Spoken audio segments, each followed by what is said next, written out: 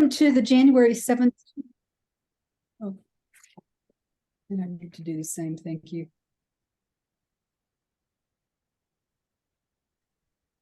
Welcome to the January 17th, 2024 meeting of NPU-F.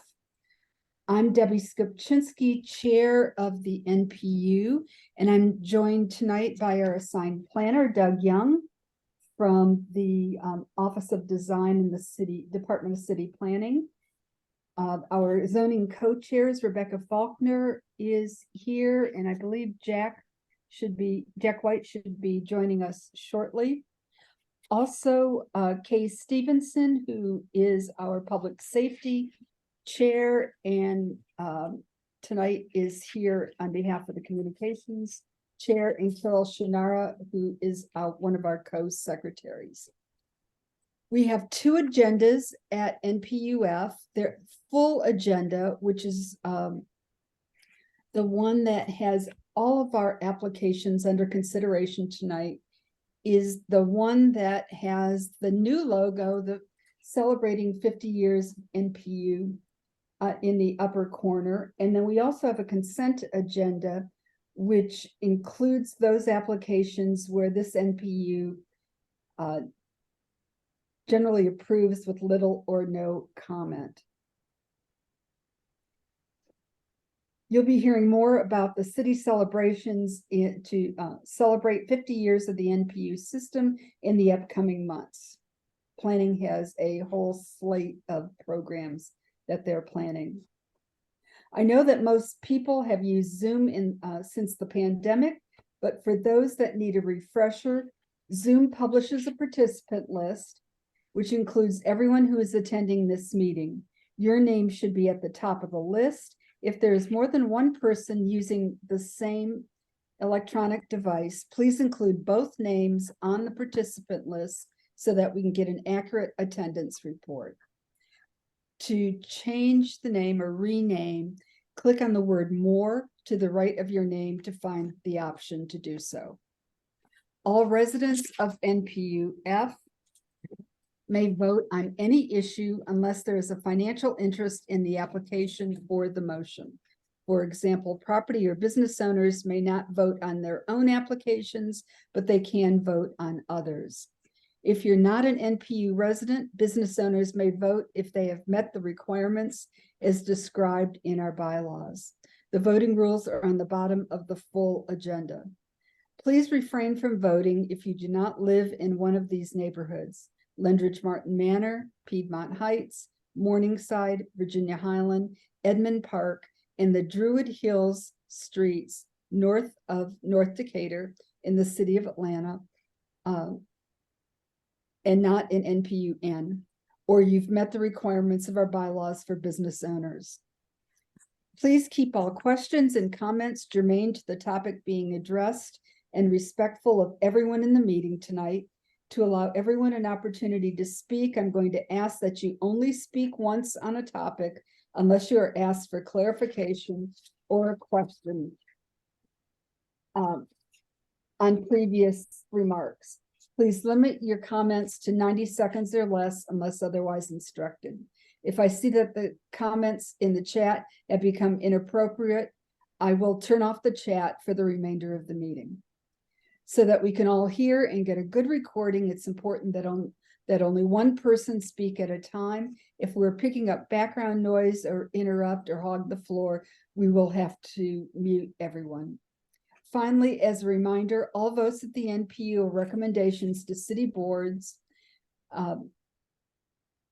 or city administrators or city council. You are encouraged to attend the BZA, ZRB, or LRB or city council meetings to express your opinions there as well. The first order of business is to adopt the agenda. Are there any additions to tonight's agenda?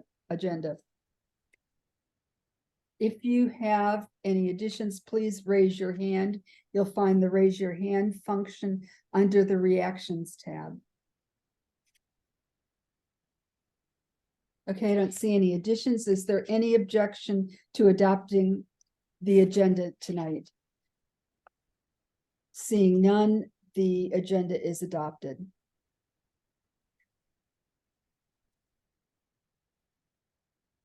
Next item on the agenda is approval of minutes. We were not able to complete the December minutes for adoption this month.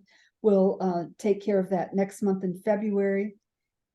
As previously announced, we do need a co-secretary or secretaries, folks to help us out on taking minutes for our meetings. While we have a vacancy, our monthly minutes are going to be streamlined down to just a couple pages. And this is sort of the minimum requirement for Robert's Rules of Order and the format used by other NPUs. So we're not doing anything outside of the norm. Okay. Announcements. I don't have any announcements tonight. Let's move on to reports from city departmental representatives. I saw Captain Vane from Zone 2. Captain, do you want to start? Is he still with us? Then how about Lieutenant Carroll from Zone 6?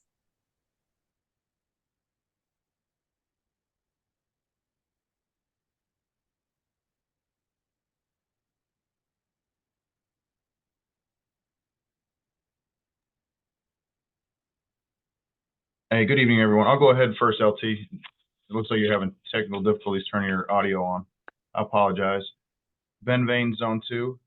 Happy New Year. I know we're almost halfway through January, but this is the first time in NPU-F. So I will highlight the crime for Zone 2 from 2023. Just give an overview of where we finished and what we're targeting so far this year and Major Mitchell and I are working on.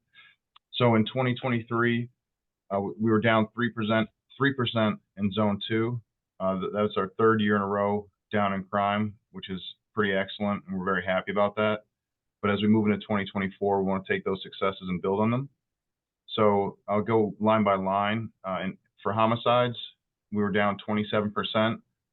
For rapes, we were down 70%. For aggravated assaults, we were down 24%. Robberies, we were down 30%. Burglaries, we were down 17%. Theft from motor vehicles, we were down 2%. Shoplifting, as gives Major Mitchell and I quite a bit of heartburn, we were up 33%. Other larcenies, which include package thefts, bicycle thefts, snatching of cell phones, crimes of that nature, we were down 22%. And motor vehicle thefts, we were up 7%. So the only two crimes we were up in 2023 were shoplifting and motor vehicle thefts. And motor vehicle thefts really trended up for us in the last quarter of the year from September to December 31st. In Zone 2, we didn't see a lot of the Kia and Hyundai thefts that spread throughout the nation and Atlanta until the last quarter of the year. And that's where we saw the big increase, and it caused us to be up 7% in auto thefts in 2023. But I will say, going into 2024, through the first 17 days, we're down 23% in crime right now. And the officers are still engaged. They're working hard after the holidays and through the new year. So specifically for NPU-F, biggest issues outside of obviously some of the transportation issues we've got along Cheshire Bridge, right at Lindbergh and Cheshire Bridge, and then further down at Faulkner and Cheshire Bridge with the bridge being closed right now. We'll be entering autos, and that really, we were down last year in theft from motor vehicles, but that's our highest volume of crime. So roughly 33% of our crime were theft from motor vehicles. So leaving bags, computers, electronics, firearms in your vehicles, that's what those offenders and criminals are looking for. So we push the Clean Car campaign and really stress taking those items out of your vehicles or securing your firearms. I know the other night we did have a shooting at Allure, and that appears to be a targeted incident that we're still working on. with our aggravated assault unit as well as license and permits. They've actually got a couple of open cases already in litigation and pending suspension that they still haven't served from 2022. It's really tied up in the court system right now, but that's an update of what we've got in NPU-F. If anybody has any questions. If you have any questions, please raise your hand.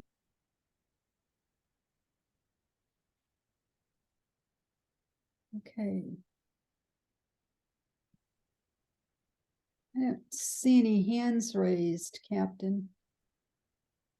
I left my information in the chat as always, my cell phone number and email. If anyone needs anything or wants to follow up on any issue or concern, just give me a call, text message, or an email, and Major Mitchell and I will get back to you with the answer or whatever it is we can help address. Thank you. Thank you. Did the lieutenant, was he able to resolve his Yes, ma'am. I'm here. I swear I hate how this new version of Zoom is. I always have difficulty finding the how to unmute the audio. Any issues with Ansley Mall or Morningside or anything like that? does anyone have any issues that they want to discuss with the lieutenant? Any questions? Is there anything you want to report, Lieutenant?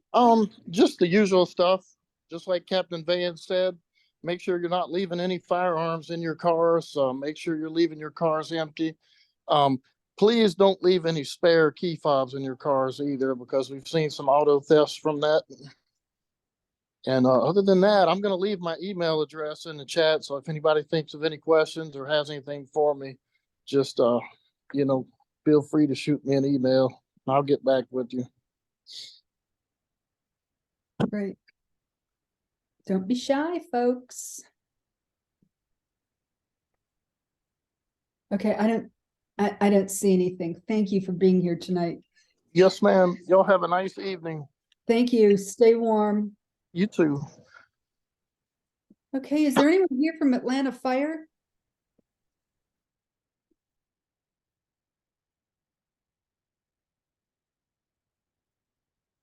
I don't see anyone from Atlanta Fire. Alrighty. APD code enforcement. Good evening, everyone, and Happy New Year. Happy New Year to you too, Joe. All right, so we're going to be getting started with a brief announcement. We are fully staffed with code enforcement now. Around this time last year, we were working with about 7 to 8 officers working the entire city. We're fully staffed with 24 officers now, with 12 more positions being filled. So the NPUs may be getting shuffled up a little bit. If there are going to be any changes, I'll definitely let everyone know.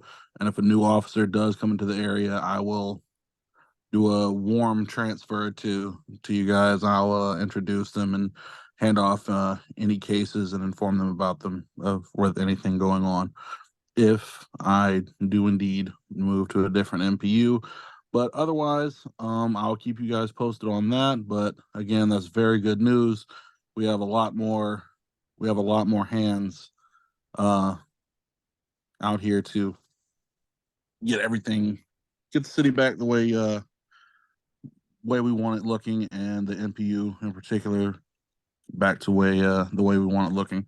So one of the areas that that I've been focused on is that La Vista Walk area with the multiple abandoned commercial buildings right there. Looks like there is work being done now that the holidays are over. Looking forward to seeing what is exactly going to be done with those, getting in contact with those owners, seeing what their plans are, and getting those homeless encampments that are set up behind those taken care of. Some of that trash moved out of there. There's giant mounds of trash that were there around the time of that fire that definitely could have helped it spread with how close it was to the structure of La Vista Walk. And speaking of La Vista Walk itself, we do have an open case there there was a rodent infestation that was reported about a week prior to the tragic fire that occurred. That is something that was not taken care of. We received several complaints from neighbors in the area about the issues going on there. And that is something that is going to court and has been expedited. So that should be on the court calendar very soon. Did anybody have any questions about any specific properties or any that they would like me to take a look at and bring back information next month, or any that I can answer right now? Rich Sussman's hand is raised. Go ahead, Rich.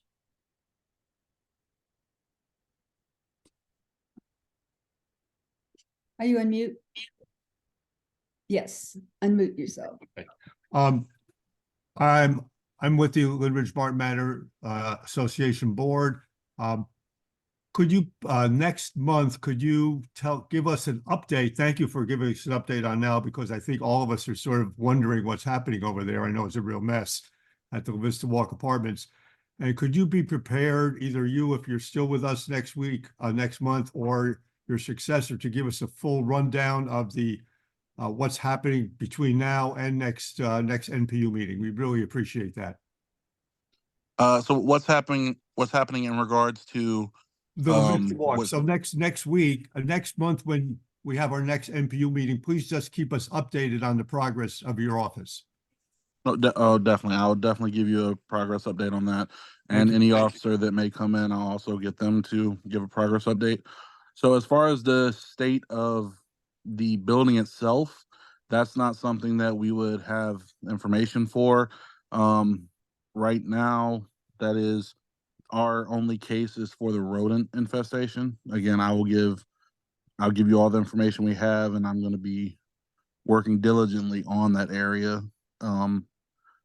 Especially right now with it being the wintertime, and after everything that again just occurred, trying to get that area cleaned up and really take this opportunity to try to get things back on track there. But again, yes, I will give an update next month, and hopefully I have some good news. Thank you. Anyone else?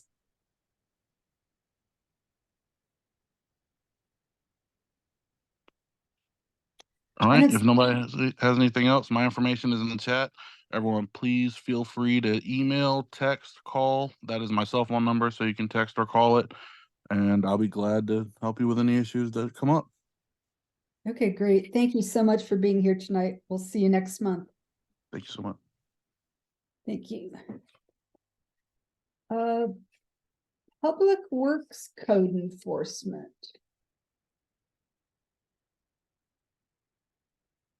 Is anyone here? Let's see. I thought I saw one. Atlanta 311. Good evening, David. This is Public Works. Are you hearing me? Oh, yes, Officer Francis. Thank you. Yes. Yeah, good evening. Happy New Year to everyone. It's our first meeting of the year. So just wishing everybody a success in 2024. And as we continue to grow community, I hope that I can continue to serve. It's actually that time of the year when you want to put out those Christmas tree, your live Christmas tree. The city will take your Christmas tree as long as it's not one of those big ones. Your Christmas tree should not be more than 4 feet tall, and the trunk should not be more than 6 inches. So you set out your Christmas tree just like how you set out your yard trimmings, and the city will take them. The regular bring one for the cheaper date should be coming up. They have not, it has not been announced as yet. So that should be coming up where you can recycle your Christmas tree. Bear in mind that when you set out your Christmas tree, it must not have any decoration on it. Ensure that you strip it of all decoration or any ornaments that is on those trees for collection. That's it for the start of the year for me. Any concern that any member may have, I'll take them now. Any questions for Officer Francis? I don't see any. Thank you for being here. We'll see you next month. All right, have a great one, everybody. Thank you. And finally, Atlanta 311. Good evening, everyone.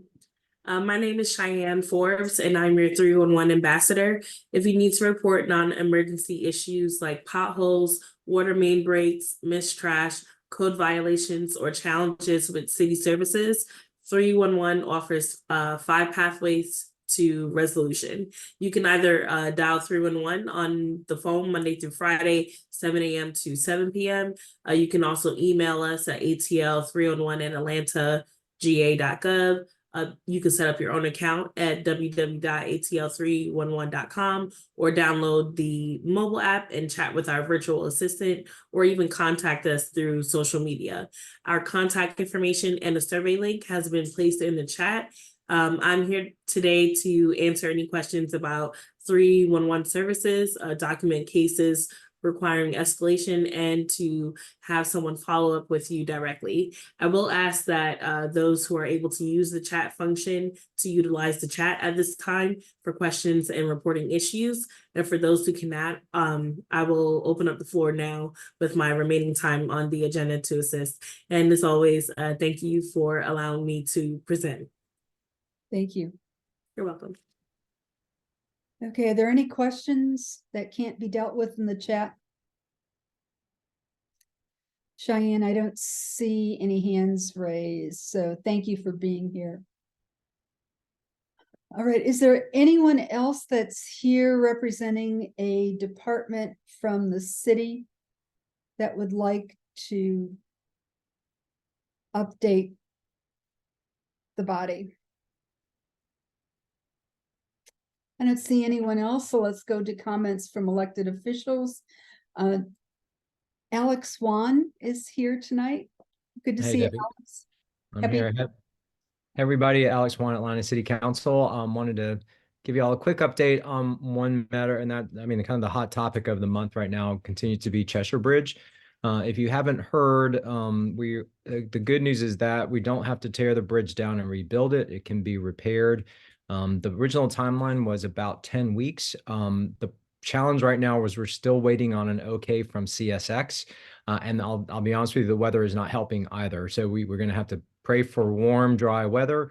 Once we get the green light from CSX, we'll get flying on that. The good news is we kind of learned our lessons from everything that we did wrong with the other bridge, and the 15 months or 18 months, I can't remember how long that was. It kind of blocked it out of my memory to repair that. But fortunately, this should be a lot quicker. We've identified the contracting method, we've identified the funds, and now we're just again waiting for CSX sign off to be able to keep going. It is an active rail line, so that's why we have to get their approval before we can do anything. The city has gone and cleared out the encampments from under that bridge as well as the other nearby bridges, and they're continuing to do that, focusing specifically on around our transportation infrastructure. I had a long conversation with the mayor, who's also coordinating with GDOT and the other railroad companies for all other locations around the city. I mean, this is not just a District 6 problem. We just happen to be the ones where the fires are causing damage to infrastructure. But the plan going forward is to secure the areas. I think we're going to try fencing. It's going to be expensive. Fencing, a lot of times folks can cut, so we're going to try and make it as sturdy as possible, and then boulders under the overpasses as well. Talking with folks in Los Angeles who had a similar problem recently, just to see what best practices or other ideas there might be going forward. The other thing that I'm working on, and I'm kind of like this close to hopefully being able to share more details about it. But what I did also share with the mayor is that, you know, if we clear out these encampments, it doesn't solve the problem. It just moves it to somewhere else in the district. So I'm working with the administration. We're trying to do a pilot project with In-Town Cares, which is the former In-Town Ministries, to do kind of focused and dedicated social workers along certain, I think we're doing 4 or 5 sites across the city. And I've asked that our district be included in that. My thought is, you know, the Virginia Highland Corridor, where we've already seen an uptick in housing insecure folks. So I'm again just trying to think ahead and make sure that we're not just moving the problem along or just postponing it, that we're actually trying to address it. In-Town Cares, I mean, the reason they're successful is they go in and it's multiple and a continued intervention and conversations with the individuals to convince them to go get support services. Rich, I did want to address the La Vista Walk situation. I know that code enforcement, they were talking about the buildings along Cheshire Bridge. But the building itself, I was actually hoping, I pushed law to find out if there was a way that we could compel the property owner to get some movement on it to demo the building. I mean, the problem right now is if that building comes down, intentionally or unintentionally right now, it pulls the parking deck and the other building that was not did not catch fire with it. And if it does that, that's why there's a threat of it spilling into the streets, and that's why the streets are closed. Unfortunately, there is no legal path for us to do this, but we are continuing to put pressure on the property owner. They are, from what we understand, embroiled in lawsuits with the residents because of allegations of a history of property negligence. So I think they're being extra careful with this. The state, because La Vista and Lindbergh is a state road, they are now starting to put pressure on as well. The last update I got was that the property owner had submitted plans to the city's building department on shoring up the damaged building so that it was stable enough for us to reopen the streets. The department sent back revisions, and we are waiting for the owner to come back with those revisions. So, you know, we've got an expedited permit ready to go once we get that, so that we can get them moving. But just, you know, we'll stay on that because that intersection being closed is really, and the bridge is just really kind of too much for the adjacent neighborhoods to bear. What I would ask too is that if it continues to be kind of traffic pressures at that intersection, or even at Woodland in Lenox and Cheshire, or Sheridan in Cheshire, to let me know. APD has committed to send officers to direct traffic if that is necessary, or if that ends up being helpful. But I just kind of need eyes on the ground over there to keep me posted on that. I did see in the chat about the bridge fires over at Piedmont at the New Beltline. We are aware of that. I've been sending that over to the administration, both to Partners for Home, our homeless folks, not homeless folks, but the agency that addresses the homeless, as well as the administration. So the fire department and police are aware of all that as well. So I appreciate everybody calling that into 911, but then letting me know as well via email, so that I can make sure attention gets put on that. So that's kind of the update on Cheshire. The other thing I want to do, give you all an update on, and I'll open up for questions, is if you have not already heard, our former city council member, Ann Favre, who represented District 6 from 2010 to 2018, passed away yesterday morning. Just, you know, I was lucky enough to follow her in this role, and she made a lot of contributions to the city around our ethics code, as well as you know, she was the one who made sure that there was insurance coverage for those city employees that were registered as domestic partners. So, you know, prayers and thoughts go out to her family and friends, but just wanted to make sure y'all were aware of that. Okay, Debbie, if it's okay, I'll Yeah, go take ahead. questions. Todd Todd, Corley was first. yeah, Corley, I see your hand up. Hey, Alex. Good evening, and thank you for allowing me to ask a question. Um, there's been a lot of things that obviously have impacted the whole Cheshire Bridge Road corridor. Mhm. Obviously, you just have taken us through all of those, right? They do impact the surrounding neighborhoods. I live on Sheridan, and Mhm. traffic is a nightmare. Yep. I have been asking for over 2 years now to try to get something done. I have opened a multitude of 311 tickets that have gone through the process with really nothing actually being done to solve the problem. People speed up and down Cheshire Bridge Road at ridiculous paces. Not to mention the traffic and the congestion along Cheshire Bridge Road, which then backs up to Sheridan Road, where you can't even get in and out of your driveway. Um, and I've been asking for solutions. And I think, now's an opportunity where we really need to be looking at, like, what are our long-term ideas along the Cheshire Bridge Road corridor? And then what are some long-term solutions that can help prevent the issues that we're continuing to have? Because they really do impact us. They impact us all every single day when we have to go and drive up and down that entire stretch of the road. Um, and having La Vista, which is a highly traveled road, closed has just pushed everyone to Sheridan and pushed everyone to surrounding roads. And so it is a problem, and we've really got to come up with some solutions. Todd, yeah, I received that. I agree. I mean, man, those that have known me know that I've been focused on the Cheshire Bridge corridor for over a decade now. Um, so I have an outstanding meeting and conversation with our state senators, Sonia Halpern, as well as our state rep, Stacey Evans. One of the things that we're trying to do is figure out if there's a way to improve the intersection at Cheshire and La Vista. It's an intersection of a state road and a city road, so we kind of have to work together on it. The city doesn't really have the resources to do any sort of real estate purchase to be able to expand that intersection, but I think that was one of the things that we're going to continue looking at. I mean, especially now that the governor has announced a pretty significant use of part of the surplus, the state surplus for traffic infrastructure. So that's one of the things that there's a limited number of things that we can do.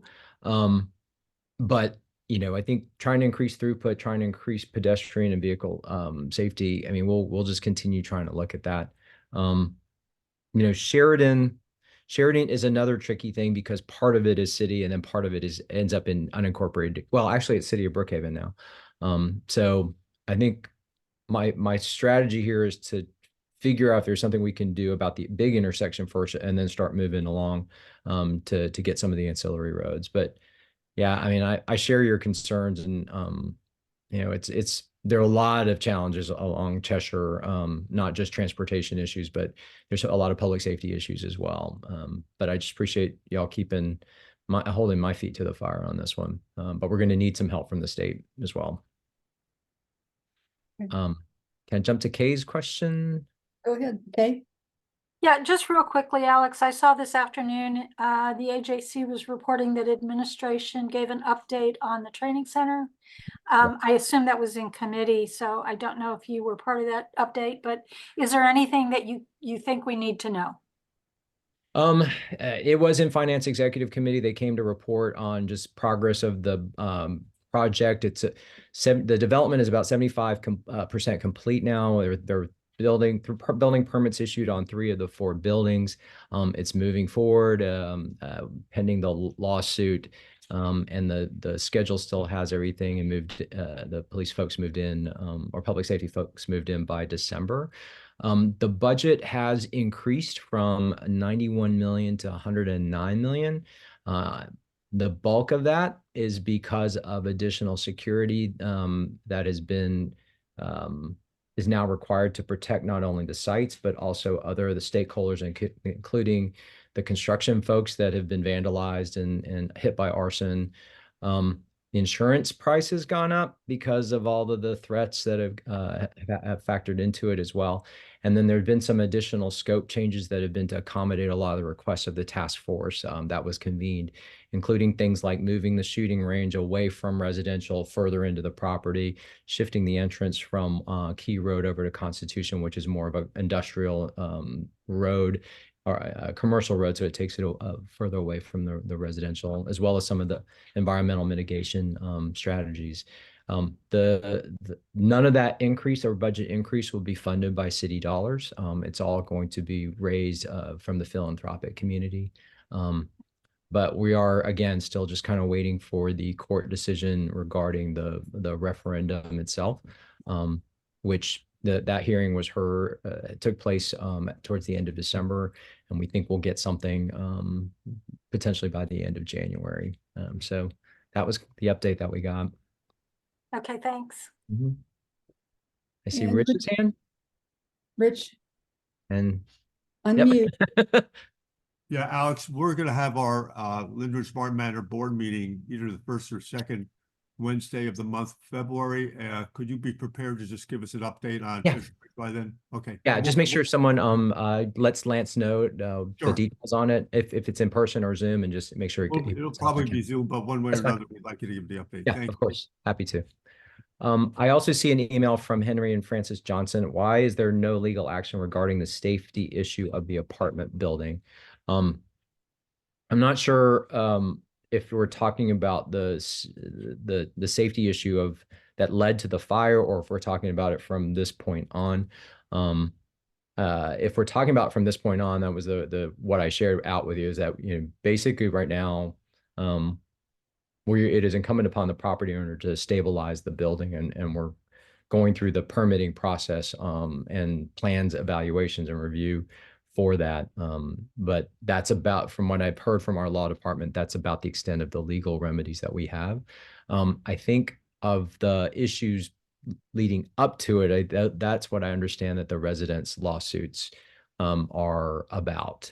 So that's the channel in which those legal issues are being taken up, because I guess while we are party to kind of the infrastructure being kind of taken out for a bit, they have more of a direct claim because of losses that they sustained from the fire. So I hope that answers your question. I was trying to interpret it the best way I could.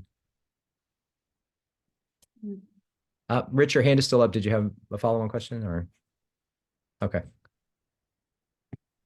Anything else? All right, I'm going to put my contact information in the chat. Feel free to call or email me. We are going to continue to send out newsletter updates on Cheshire as we receive them. And so if you're not subscribed, I'll leave a link to the website where you can sign up for that as well. All right. Great. Thanks, y'all. Thanks for being here. We also have tonight our newest school board member representing District 3, Ken Zeff. He's here tonight to give us an update. Hi there. Thank you, Debbie. Hello, NPU-F. Thank you for your support. Just sworn in last week. Very excited to represent our community on the school board. I'm a parent of 3 kids that have gone through who are going through the Midtown cluster, and I used to be superintendent of Fulton County Schools. And I'm excited to get to work, because APS's best days are ahead of it. So I'm fired up. Just a couple quick updates. We're in the process of a superintendent search, as I think many folks know. That application deadline closed last week, and so if anybody was interested in applying, that window is closed. We actually have a pretty strong pool, so we're excited over the next, we think maybe by the end of March or by April, we'll have identified who will lead the system. Currently, we have an interim superintendent who's directing traffic for us, but we're excited for getting a permanent leader. I have a couple surveys that I'm going to put in the chat. If you have some thoughts about food, our nutrition, we're taking a look at our nutrition. We're taking our nutrition in-house, and we'd love some feedback from anybody there. And if there's any parents on the parents of young kids on the call, The pre-K lottery opens up next week. And so if you are interested in that, I will put that link in the chat so you can get some more information and register for that. Additionally, I will put my my contact information, both email and mobile. So if anything comes up, happy to help out. But excited to get to work and looking forward to representing NPU-F any way I can. So if any questions, don't hesitate to holler. Great. Anyone have any questions tonight?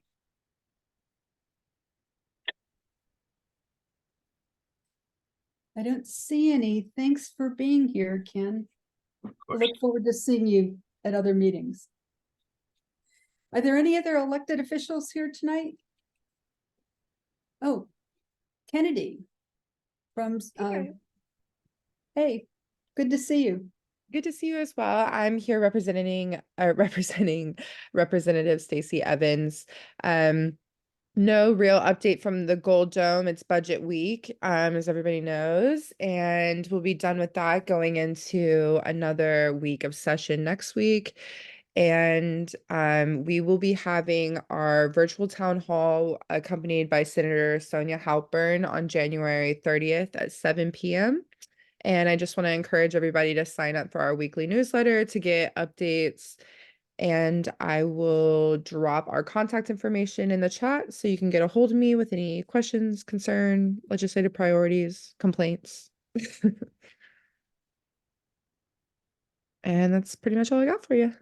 Great, thank you. Any questions for Kennedy? Comments? And just a reminder, the information that's in the chat can be saved before you leave the meeting. There are 3 dots at the bottom of the chat. And if you click on that, you'll have the option to save it. Okay, anyone else that's here to provide an update? If not, we will get to work. We'll start off with reviewing applications on our, not reviewing the applications, but we'll start with the consent agenda. That is the shorter agenda that was put in the chat at the beginning of the meeting. We have a number of applications that are on it. First, the BZA applications, V2381 638 Park Drive. The recommendation here is to defer. Next is V23-198. This is a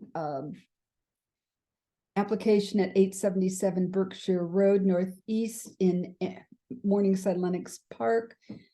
The applicant seeks a variance to reduce west side yard setback from 10 feet to 5 feet, to reduce the rear yard setback from 20 feet to 8 feet, and reduce the rear yard setback from 50 feet to 29 feet. MLPA recommends approval.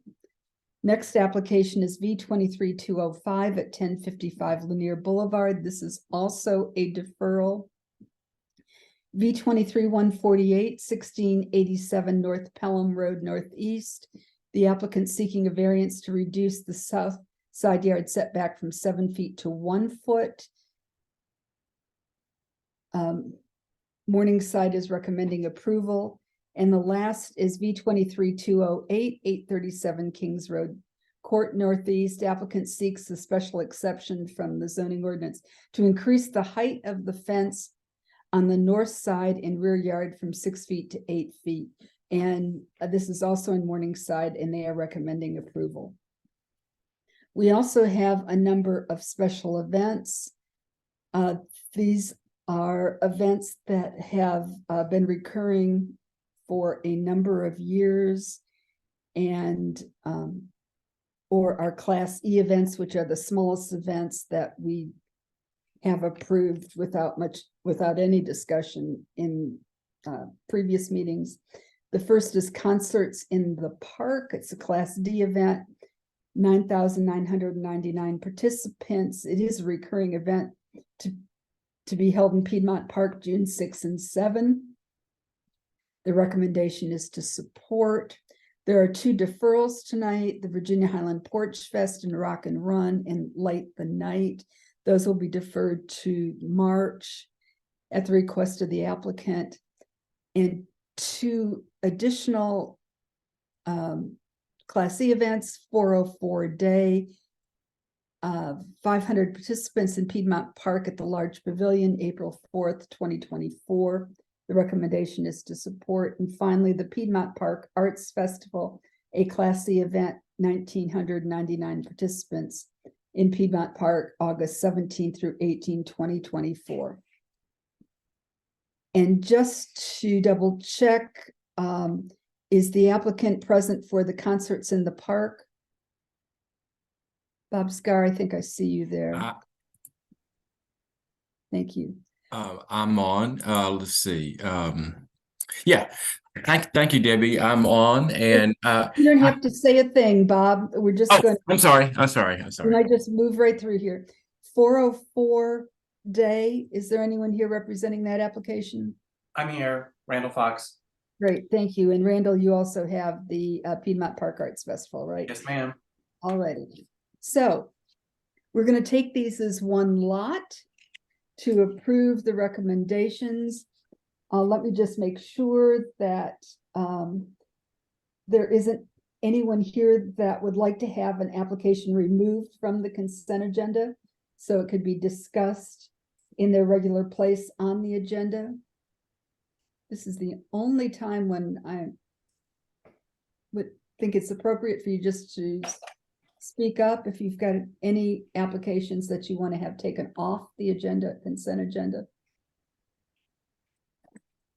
Okay, is there an applicant here that wants to have their application discussed at this meeting? And is there anyone here who's in opposition to any of these recommendations? Hey, Okay. hey, Debbie, I just had one comment. The date of our concert is June 27th. I wasn't sure if that's what I heard correctly. No, actually, I have June 6th and 7th. It's June 27th? Yeah, yes, ma'am. Okay, 7:30 Oak Hill. got it. I'll make a note on the approval form. Okay, is there a motion to approve the consent agenda? So moved.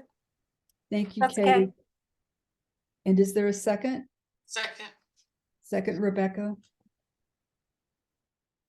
Thank you. Okay, we approve all of the applications on the consent with this one vote, and it needs to be unanimous. All those in favor of approving the consent agenda, please raise your hand. You find the raise your hand icon under the reactions tab, which on most devices will be at the bottom of your screen. Please raise your hand. Okay.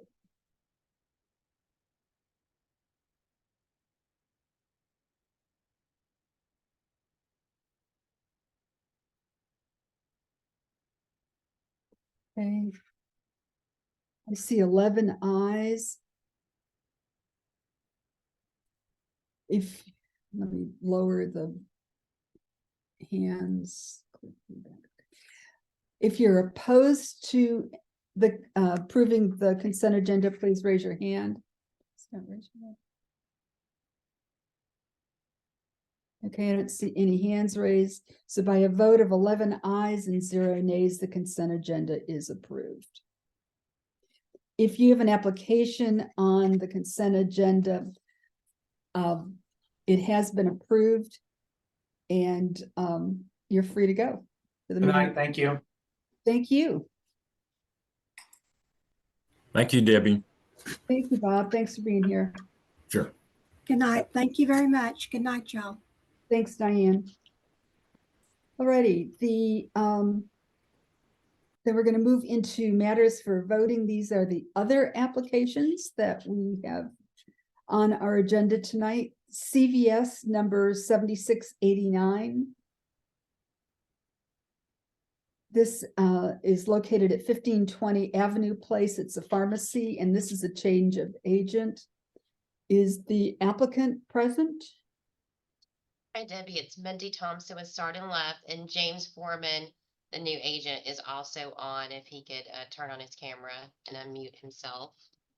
There he is. Say hello, James. Hello, James.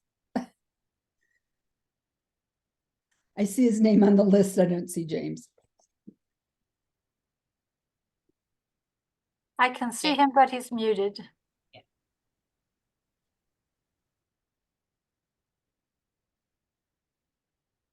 Okay, I'm going to try and imitate Jane Rawlings' reports.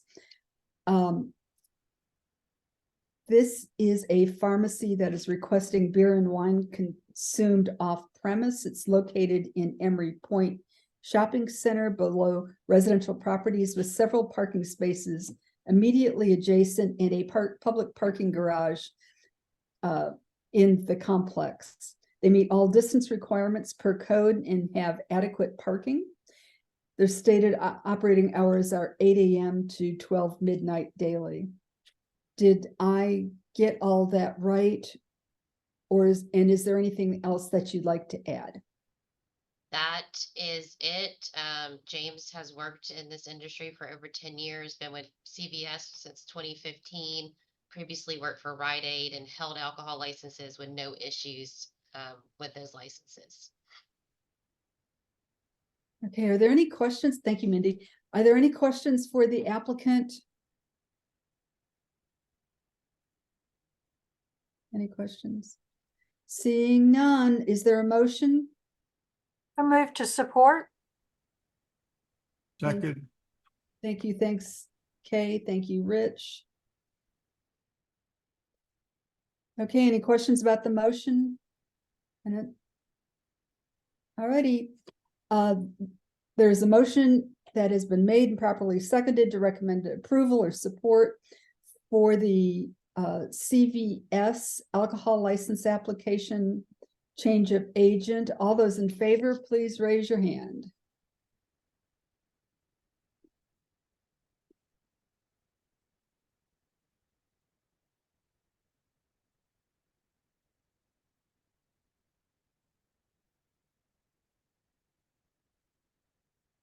Okay, it's not moving anymore. So I see 10 ayes.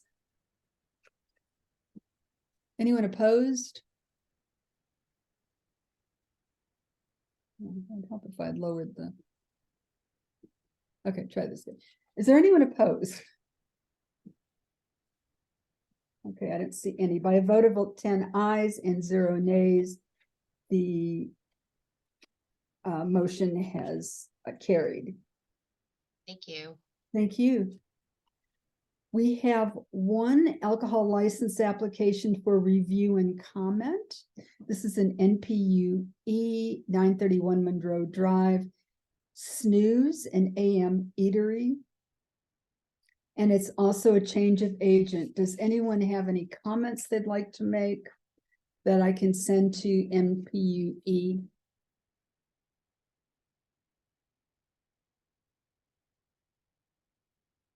Okay. Snooze is right off the belt line for those that haven't been there. Alrighty, I'm not hearing any comments. Okay, next application. So we've done all of the variance applications tonight on the consent agenda. So the next application is we're going to special events. The first is the Park Tavern Spring Fest 2024. Is the applicant present?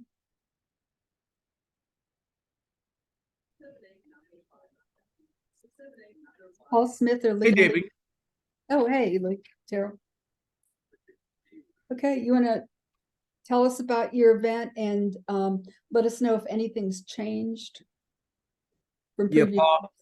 Paul want me to let everybody know that after 14 years, nothing has changed. It's gonna be the same event, the same timetable. One thing that may change is they might not do as many crawfish compared to last year. And why would that be? They decided that most people like crab legs and everything else, but not a lot of crawfish. Interesting. Okay, this is a gated event with 1,500 participants. It is a recurring event, as you heard him say, at Park Tavern, March 9th, and also March 16th through 17th. Does anyone have any questions? Thanks for turning your camera on. Any questions? Is there a motion? I'll move to support. Thank you, Kay. Is there a second?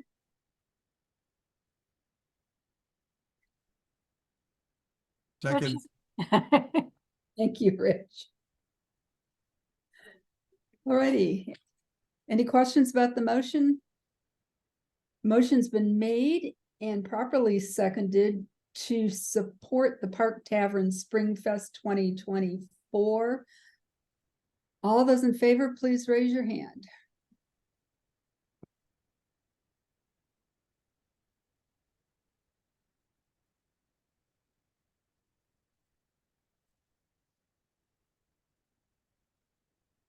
Okay, I see 10 ayes.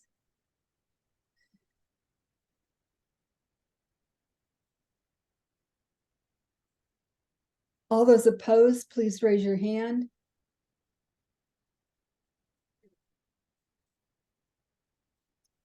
I don't see any hands raised. By a vote of 10 ayes and 0 nays, the motion carries.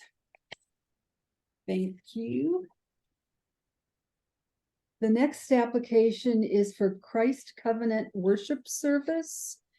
This is also a gated event with 1,300 participants. It's a new event in Piedmont Park, but I believe the event has taken place on other places. And it'll be held at the Legacy Fountain, March 31st, 2024. Applicant present? Yep, and Debbie, I will work with that one, and also Leslie Dickinson, who I think is visible. The big thing that we want everybody to know is that our number has gone down to 200, if I'm correctly saying that, Leslie. So basically, it is a church service with 200 people on the Legacy Fountain area.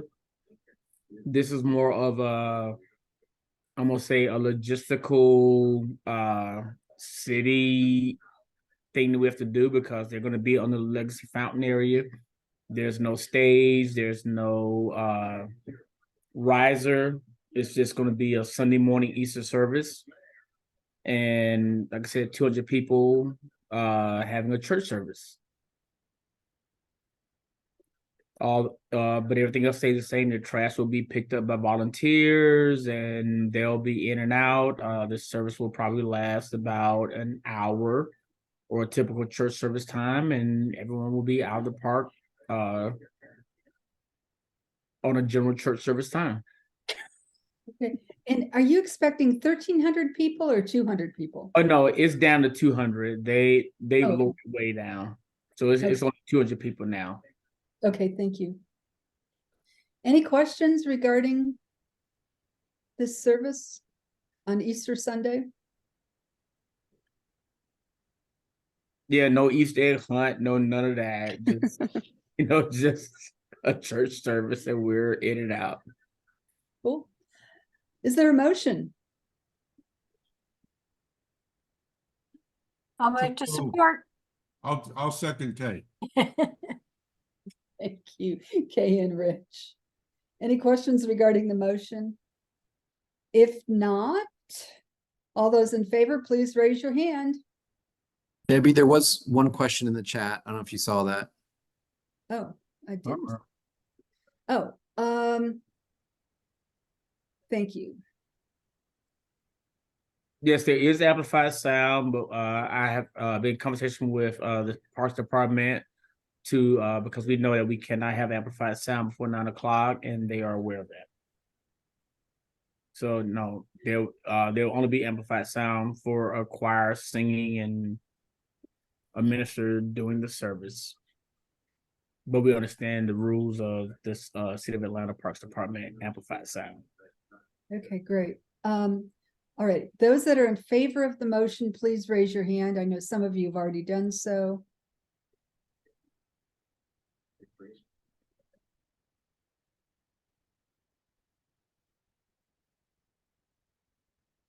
Okay, I see 8 ayes.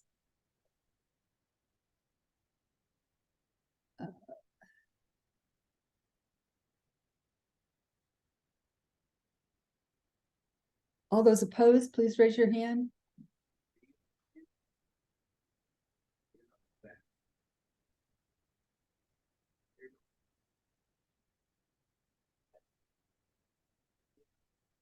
Is Vicky saying no, or she just forgot to click off? I'm just asking.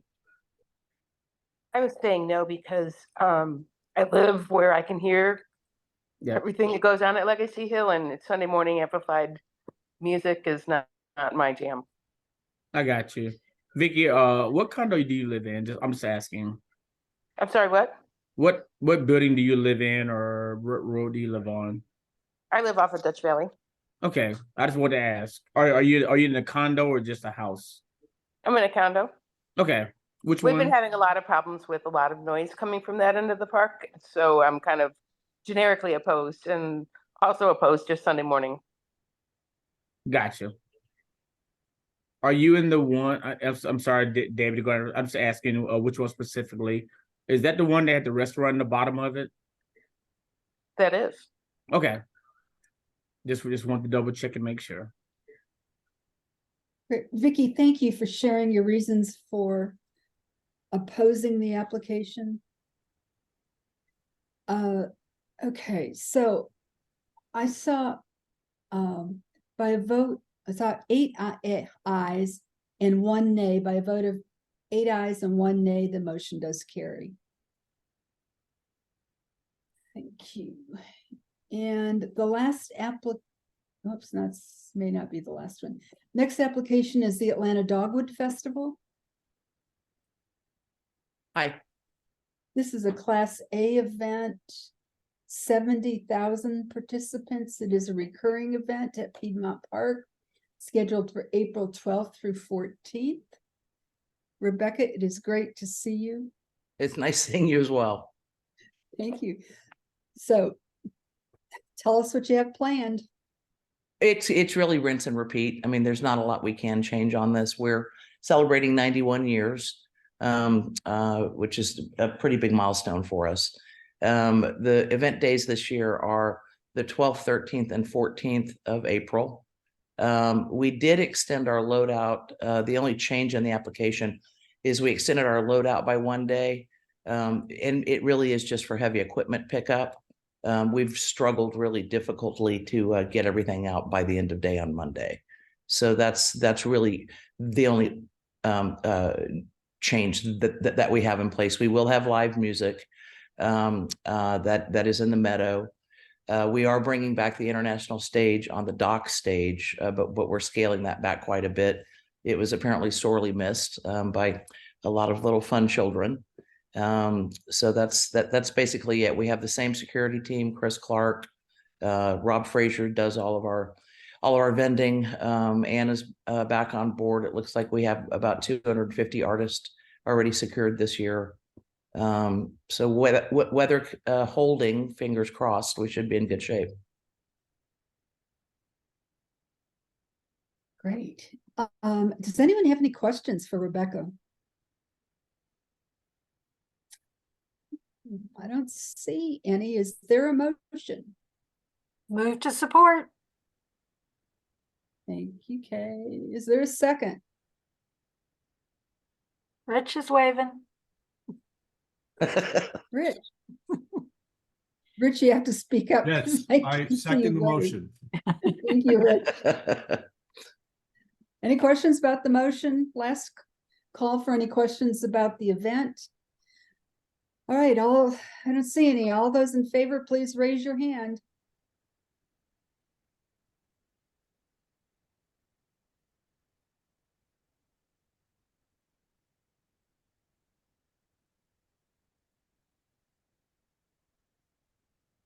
I see 12 ayes.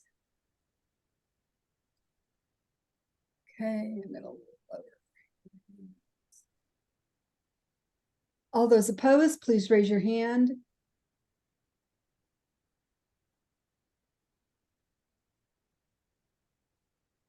I see no hands raised. By a vote of 12 ayes and 0 nays, the motion carries. Thank you, Rebecca. 91 years is very exciting. Thanks. Thanks, everybody. Stay warm. Yeah. Thank you, you too. Okay, bye.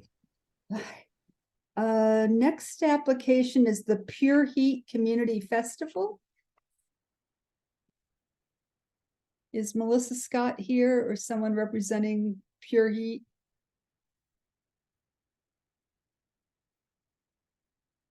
I don't see Melissa on the participants list.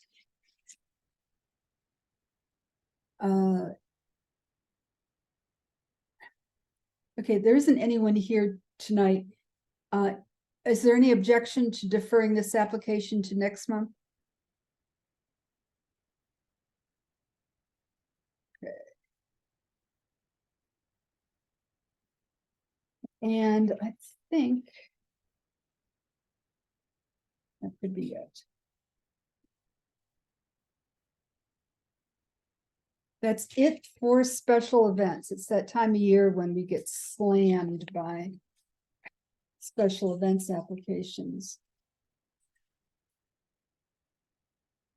Okay, and if I could just back up for a minute, Doug, the consent agenda vote was 11 ayes and 0 nays. Thank you. Appreciate it. Sure, thank you.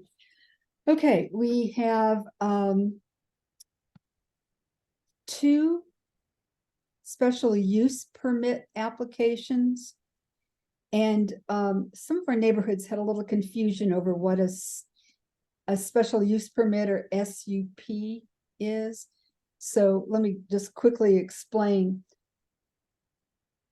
These are for permitted uses in the zoning designation.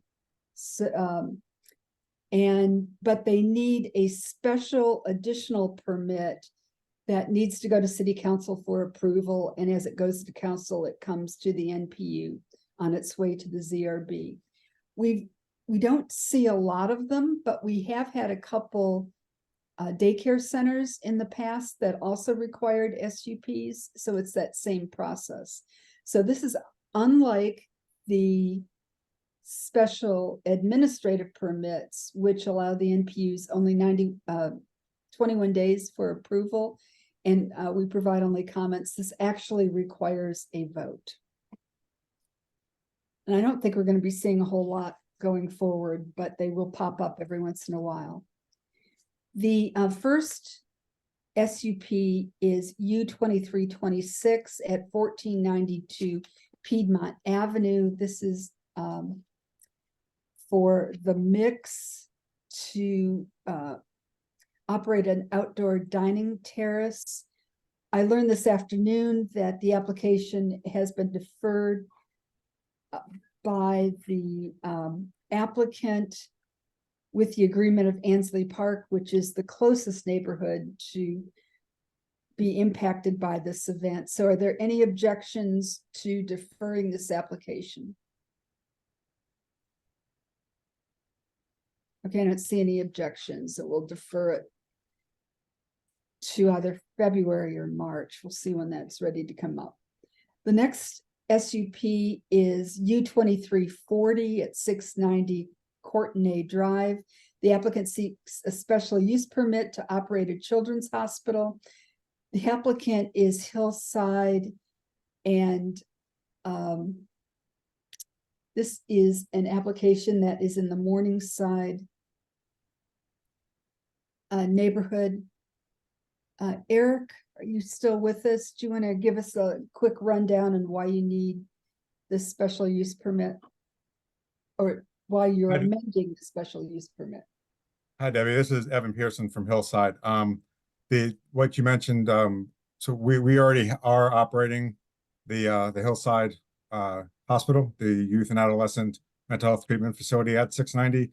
The permit is for us to add a greenhouse for our horticulture therapy program, which will sit on the side of our school The side of the school runs up against Courtney Drive. So that's what the permit is for. It's a structure, 24 by 20 by 8.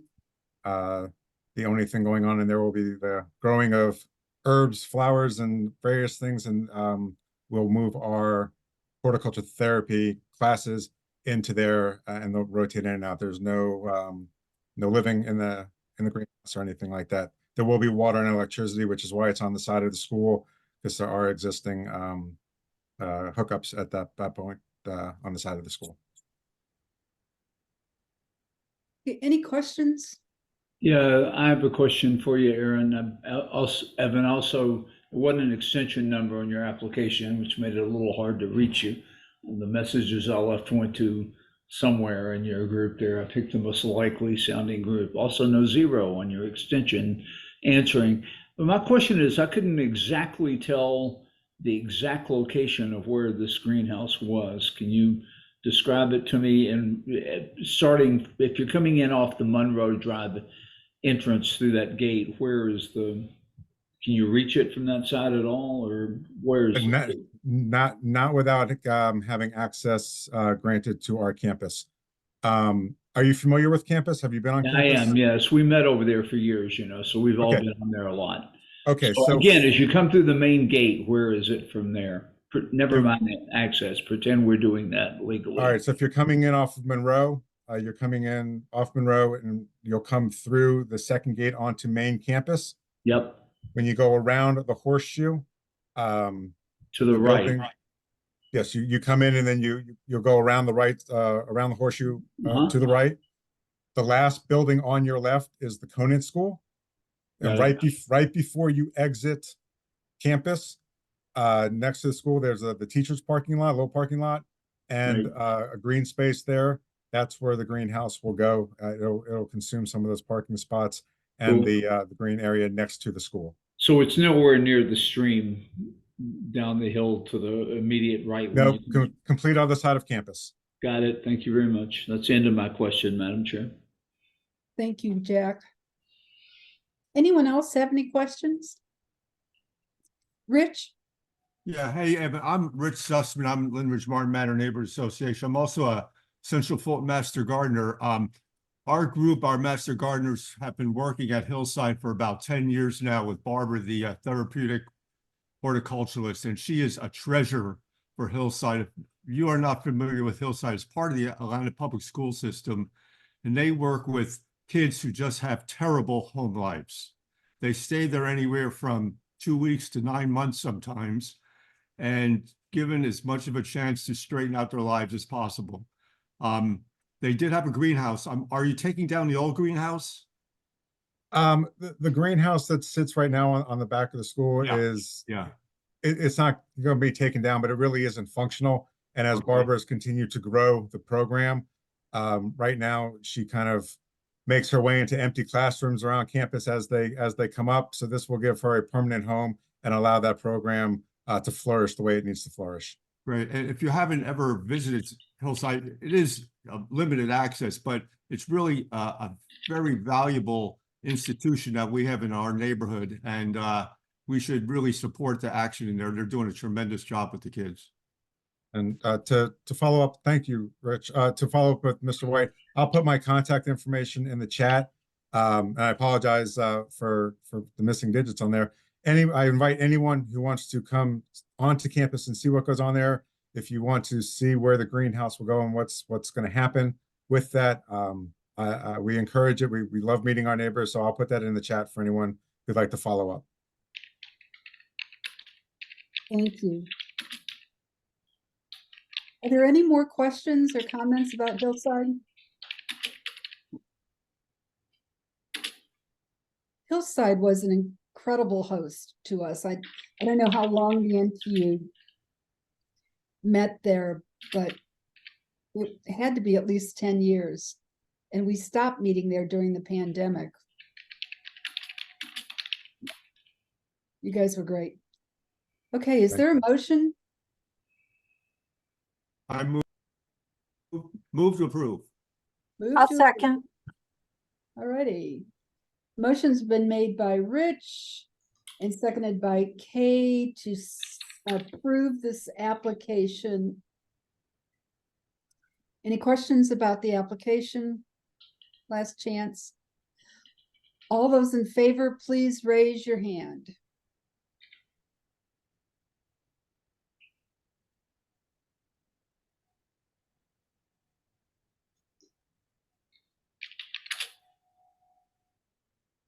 Okay, all right.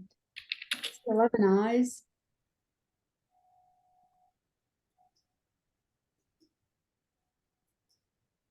All those opposed, please raise your hand.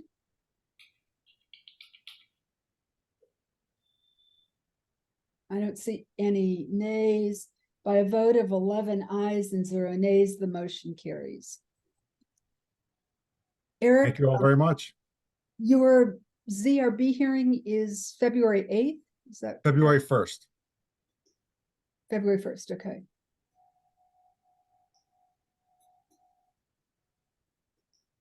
Okay.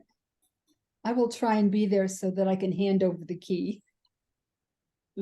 Wonderful. If not, we'll find another time to get together. Okay, Thank great. you. Thank you so much. Wonderful. Y'all have a good night. Thank you so much. Thank you. Alrighty, and the last application to for consideration tonight is E2387.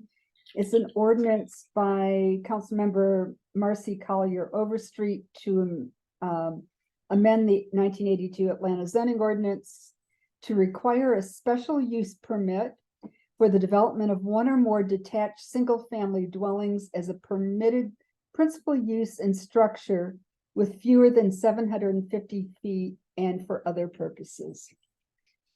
Doug, is there anything you can share with us that would explain what this is all about? Good evening, Debbie. I would add that it's our understanding that Councilmember Overstreet was concerned about the potential for multiple smaller homes being built in the city of Atlanta. And so this was, her response to that concern, this legislation, proposed legislation.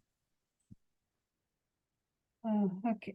Kay, you have a question? Maybe more feedback, as I guess all we're doing is reviewing and commenting.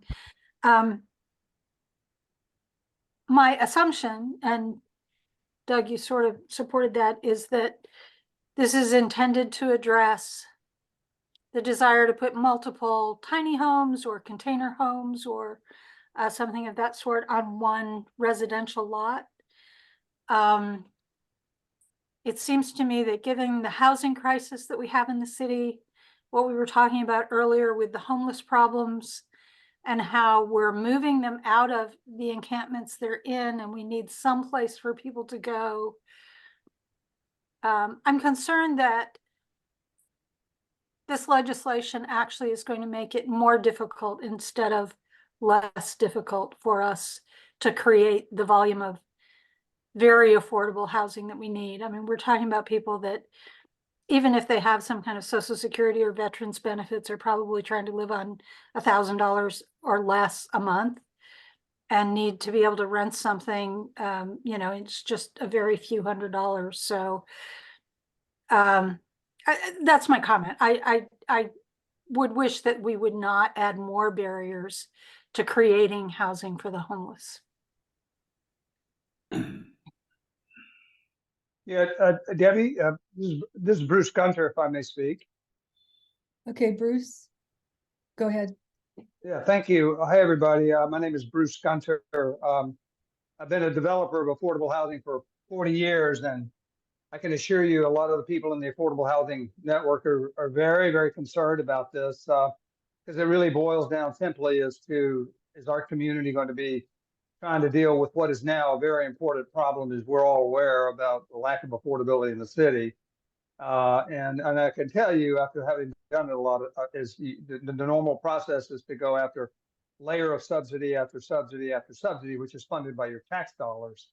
And here in recent years, we've seen the advent of really good designs, much smaller houses, and more density as a common sense way of driving down the cost of housing. And so if we can't do this, this would really be, as Kay said, really be a big step back. Now, dramatically, here, this is affordable housing. It's not small, but it's right across from City Hall. And so the mayor, and I think, you know, and there's a lot of political support for finding ways of doing affordable housing. And building smaller, more dense housing is really sort of a common sense way of doing about it. And I think it's also fair to say that you poll the citizens of Atlanta, and our city councilman Alex Juan could probably attest, you know, maybe 80% of people are going to say, yeah, we support affordable housing. But, you know, here we are, and this is a classic example, not in my backyard. And so, you know, I just ask you to really consider strongly of opposing this legislation. And it really does get to what kind of city we want to be. If we continue on this present path, it's gentrifying in many, many neighborhoods, and affordable housing is one of the ways we're going to allow people that don't make the kind of incomes in the neighborhood I live in Virginia Highlands, afford to live in the city of Atlanta. And final comment, I do. I live in Virginia Highlands, and the smaller houses, the duplexes, triplexes, accessory dwelling units, small apartments fall into this category, which is sort of generically labeled missing middle. And in Virginia Highland, there's a lot of missing middle. It's legacy housing. It was built decades and decades ago. And, you know, ADUs are in the backyards of a lot of houses. They're small apartment buildings, they're duplexes, triplexes. Virginia Highlands hasn't suffered too much from having those houses. So I'll thank you for this time to address the NPU, Debbie. Thank you, Bruce. Madam Chair. Yep. Yes, Jack. Yes, Mr. Gunner covered many of the challenges. I would just add to what Kay and Bruce said that I think this is a case of there are many safeguards in many ways to oppose specific places where such housing might not be allowed. This is a classic case in my mind of preventing broadly a potential solution that might not be appropriate in some places, but could be appropriate in others. I think we can count on our neighborhoods and NPUs to raise objections if a particular development is proposed in a spot that is inappropriate. It will be likely to be noted. It can be dealt with many, many ways. Outright forbidding it for everybody, anytime, everywhere is a little bit akin to, say a state legislature dictating that no municipality could prohibit gas-powered mowers. What kind of group would ever do that? So I hope that we won't, I hope that we can let this go. We're not going to abandon folks who have that worry. They'll have plenty of other safeguards to prohibit inappropriate development, and I hope we can recommend against this. And I know folks are talking to the council member about this reasoning. I thank Mr. Gunner for jumping in here. He certainly is a longtime advocate on this topic. Thank you, ma'am. Thank you. Debbie? Yes. This is Doug. Just one point of clarification that the ordinance would require a special use permit for such houses would not prevent them outright. Right, Madam Chair, which is one of the safeguards I pointed out. So plenty of that's one of the good things about special use permits is it introduces formal public comment into a process. Right. I agree, except this is my own perspective. I've read through this a couple times, and I don't think it's worded. I don't think it's going to do what she was expecting it to do. In that, if you are putting a 750 square foot principal use house on a single family lot that's been zoned for single family. You wouldn't put more than one of those there, wouldn't be allowed for more than one there. I mean, you wouldn't, if you're in an R4 lot, you have one principal structure, that's all you're allowed. Maybe a little bit different from R5, R4. I mean, this just doesn't make any sense. I would ask her to go back to the drawing board if she really feels the need for this kind of legislation. My understanding is that this will be on our agenda next month for a vote. So for those of you that haven't had a chance to read through it, please do so. If you have any additional comments, shoot them my way and I'll make sure that they get to the planning department. And Debbie, I'll leave my email in the chat so you could direct comments to me as well. I'll be glad to talk to anybody about this. Great, thank you. So glad that you're here tonight. Anything else? Okay, I've made some notes. I'll make sure they get to planning. That is the last application on our agenda tonight. We don't have any presentations. Doug, do you have a planner's report? I do, Debbie. Good evening again, everybody. Doug Young, a director of the Office of Design for the Department of City Planning. But I'm here tonight as your friendly NPU-F planner. I do have a couple quick announcements from the Department of City Planning. Just to remind folks, there are additional upcoming courses in the NPU University catalog. There's the elected officers orientation session on Monday, the 29th. It's recommended for all elected officers and it provides an overview between the relationship between the city of Atlanta and each NPU.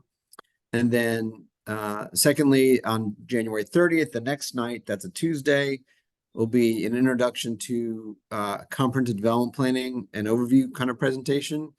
This will explore comprehensive development planning, its growth and significance, as well as its relationship to the various citywide and small area plans. So those are two courses in January for NPU University. We are, you might be familiar with a few years back, we had a book club that was sponsored by the Atlanta City Studio and the Office of Design, that we are restarting that program. And so the first of those sessions will be Tuesday, February 27th. It will be at City Hall at 6:30. And I don't have the book name in front of me. I'll have to get that and send that to you so you can post that on the NPU's website. And then just an update on a previous activity. In November, the Atlanta Urban Design Commission nominated the Old Stone Church on Candler Park Drive for designation as a landmark building or site. This is under the city's historic preservation ordinance. This has now been sent to the city council for the full city council for their final recommendation, consideration, and hopeful approval. So that is a recent designation that we have working on in the Office of Design. And then that, if enacted, will become a new overlay landmark district, landmark building or site overlay for that property. And that was done with the support and conjunction of the current congregation of that and owner of that property. And then I will put in the chat a link that allows you to access this document. So. Great, thank you. Any questions for Doug?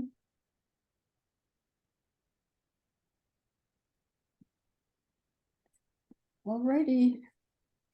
Then we'll move to neighborhood and committee reports. Lyndridge Martin Manor, anything to report? Just we'll have our quarterly board meeting either the first or second Wednesday of the month, and I'll make sure you have that date, Debbie. Okay, great, thanks. Piedmont Heights? Is anyone here from Piedmont Heights tonight?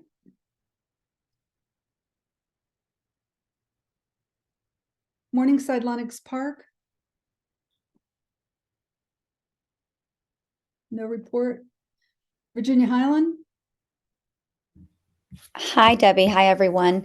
We have a few things coming up on January 31st. We have a joint community meeting with MLPA regarding the Amsterdam Walk project. It will be at 6 p.m. at the Red Light Cafe.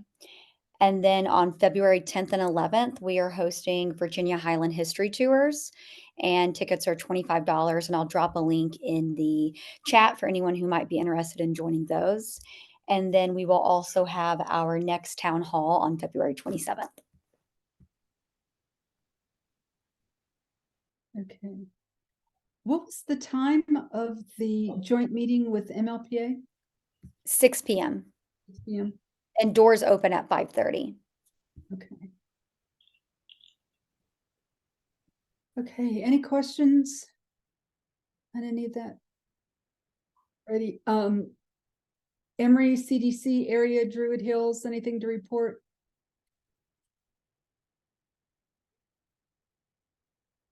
Alrighty, parks, trees and environment, Rich? Yes, those of you who live in the Virginia Highland area and who frequent the Ponce library may have noticed that a number of trees were taken down recently. So our tree expert Stephanie Coffin became aware of it, and we arranged a meeting with Fulton County to find out why. Long, complicated story. In short, we do expect trees to be replanted. They're going to they will put together a plan. It will come to several members of the NPU. Hopefully they will implement the plan. Yeah, it was a terrible thing that happened. Bureaucracy, one hand didn't know what the other hand was doing, and Fulton County hopes to do better in the future. So they say. Did I capture that correctly? Yeah, I think you did. Thank you. I know.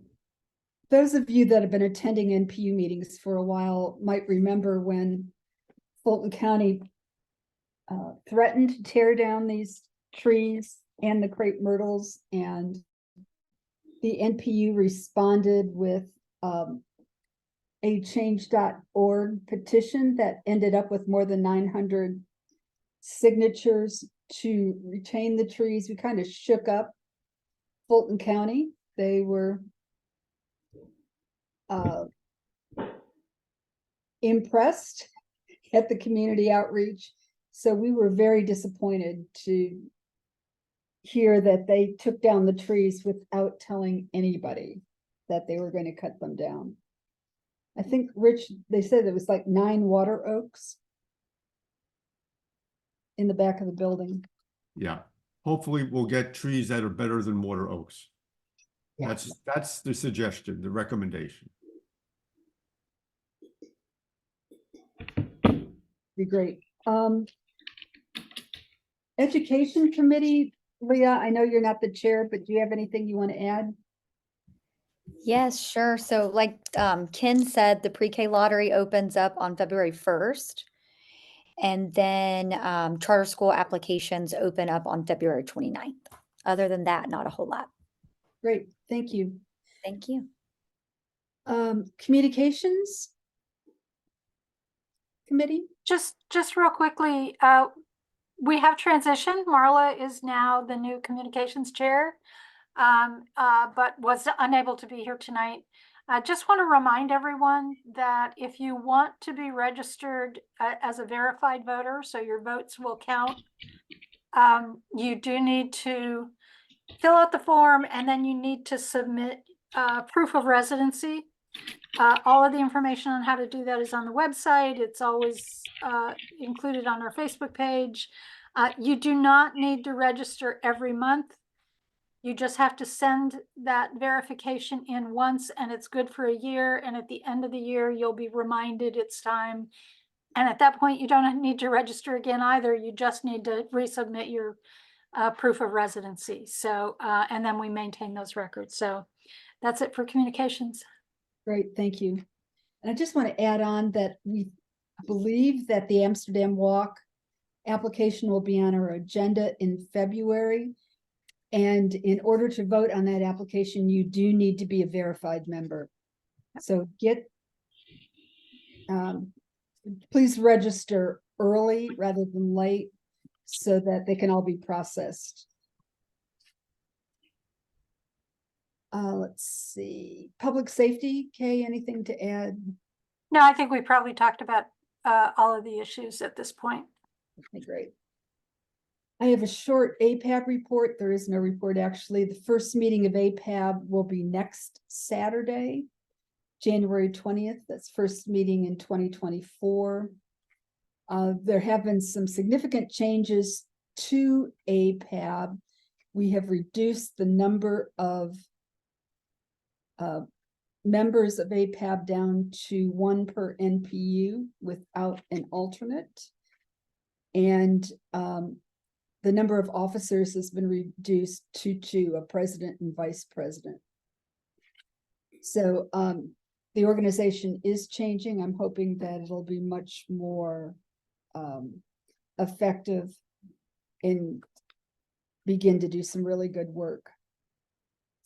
On the 2023 Community Impact Project status grants, we successfully met the deadline for the closeout. That was December 31st. We're now getting ready for the 2024 Community Impact Grant programs. I've only had one project sent to me for potential grant. We do need to vote on those in February. A grant application has to be submitted at the end of the month of end of February. The program has not changed in any substantial way, except that the city will entertain grant requests up to about $10,000 per NPUs. So if you're interested, please let me know, and so that we can get ready for the February meeting. Kay, did you have a question? Yeah, do we need to apply through this program again to get money to pay for website and hosting and all that stuff? Yes. Okay, so Marla and I should put something together for you. Yes. Okay, thank you. And if I remember the parameters on in the grant, I think we could request up to 25% of our overall request. Okay. For website. Okay. So Armand Park is going to have to ask for a very large amount for us to get. They just have to. We have to cost it out, but sky's the limit. Yeah. The shrub's the limit. Right. Okay, thanks. Sure. And we have been funding a lot of parks projects, but these do not necessarily have to be parks projects. They could be public safety projects. They could be communication projects. They could, we have it's a very wide, a wide parameter for projects. I can think of a way to spend more money. I figured all I had to do was ask. Okay, for my chair report, only one other thing. We did receive an SAP for the Dirty Tea restaurant parking that's required by their zoning district. It was reviewed by the Virginia Highland Planning Committee, and comments were submitted to the planning department. As a reminder, we desperately need a new secretary, and I would appreciate a vice chair for our meetings. So if you're interested, please let me know. If you just want to sort of try it out for a month or two, I think that would work for us as well. And then we will continue to meet virtually on the third Wednesday of the month through 2024. So be sure to keep these meetings on your calendar. Is there any other business to come before the NPU tonight?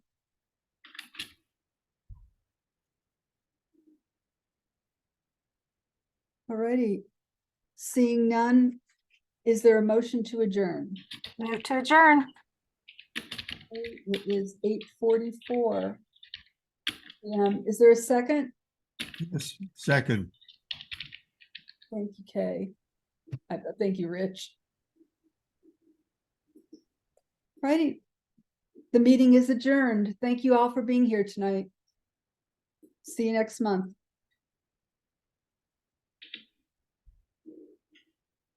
And don't forget that you can save the chat by clicking on the three dots at the bottom of the chat screen. It'll save right to your device.